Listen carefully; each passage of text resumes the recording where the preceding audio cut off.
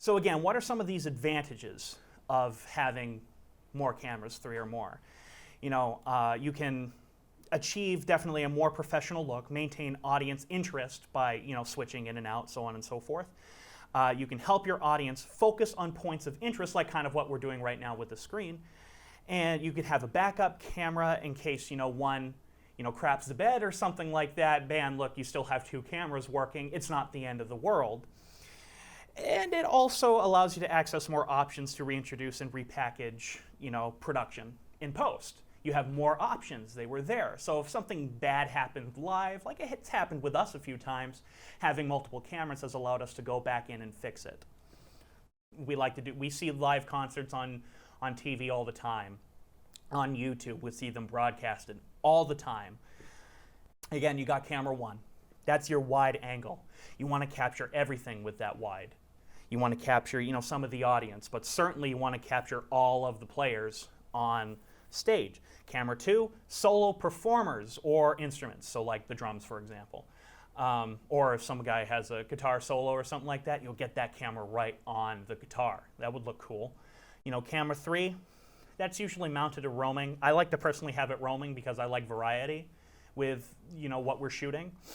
But that's actually located, if possible, on the stage or really, really close to the stage. For example, that could be your camera that really focuses on the drums. We all love watching drums. And then for your bonus camera, this one's actually interesting. Have a camera stationed at the admittance gate, a roaming action cam. And again, that's a good one for like your beginning of your show, like when the room is empty and you get people coming in or get people as they're listening to the music and coming in. That's stuff that's specifically like bands and stuff like that. That's stuff that they love. That's stuff that they want to grab and use in their own videos that they produce themselves. So that's only going to add to your thing.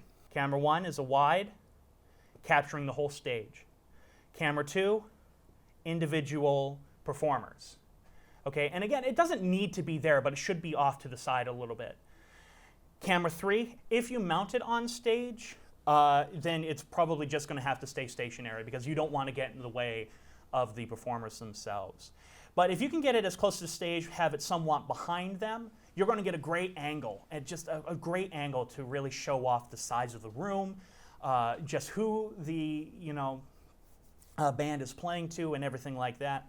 And then finally, you've got your bonus cam, and your bonus cam definitely have focus towards the entrance, people coming in and so on and so forth. Or you can just be roaming throughout the audience, get audience reactions, because audience reactions are just as important to these things.